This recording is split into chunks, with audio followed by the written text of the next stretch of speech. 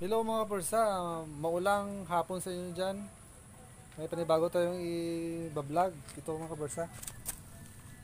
Yan, mga basura lang ito sa scrap. Gawin nating 12 volts battery charger.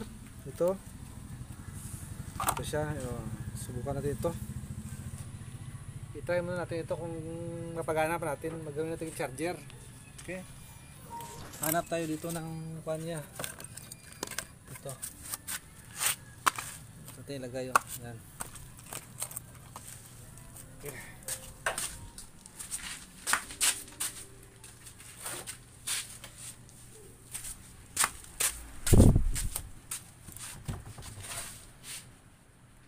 Okay.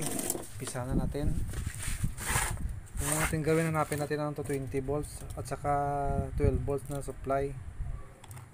Testira natin mga persa. Unang step natin ay siyempre linisan muna. Yan. Para makita natin ang mga koneksyon niya.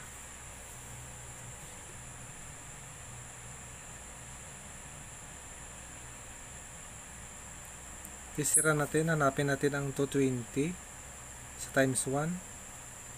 Dito 220. Dito, yan. Ito ang 220 niya. Dito sa dyan sa center niya, dyan ang 110. Sigurado tayo dyan. Yan. Siyempre hanap tayo ng wire dito. Yan. Isulda natin dyan para magsabog na. Mag-andar na siya. I-try natin. Yan. Babala po ang nagagawa na ito. Yung mga baguhan lang po sige. I-cut muna natin dito. Para ang connection niya hindi mag-join sa kabila. Para hindi tayo makurente doon. Dito lang ang side. Diskarte lang mga persa. Ito, lagyan natin ng lead. Siyempre. Yan. Sundahan natin dyan. Yan. Siyempre ito na.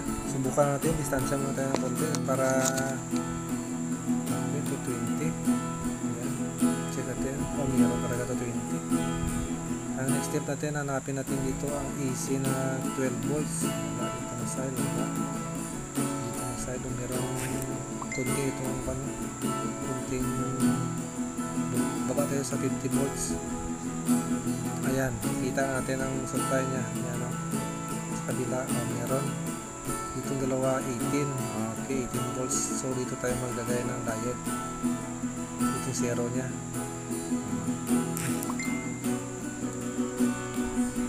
Okay. Tayo dito ng diode sa kapasitor. Ito, kapasitor. Ito mas malaki ang volts, mas maganda. 80 volts ito yung 10,000 microfarad. Okay. Times 1, check muna natin ang diode kung saan ang positive niya kay mukhang na-erase na.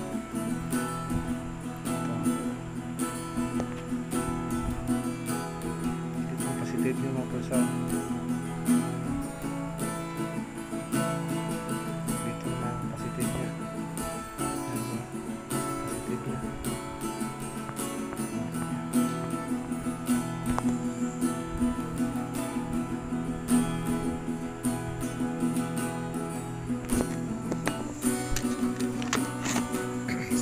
Next, ang kapasitor. Benda din ito. Saka itali. Okay.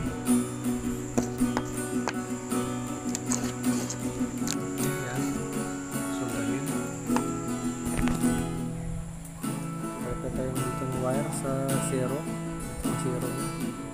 Ito ang common ground niya. Punta dito sa negative sa kapasitor. Dito yan, yan ang zero dyan sa negative kapasitor. Okay, siyempre positive naman dito sa diode. Nalagay tayo dito ng wire na punta dito sa positive. natin na hinangin yung mga pwersa.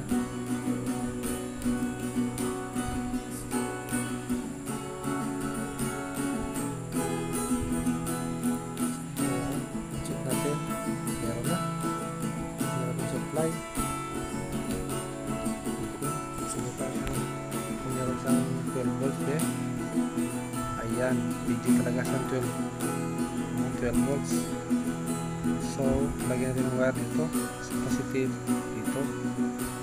Ito ang ground off. Nag-spark siya, sabihin good na.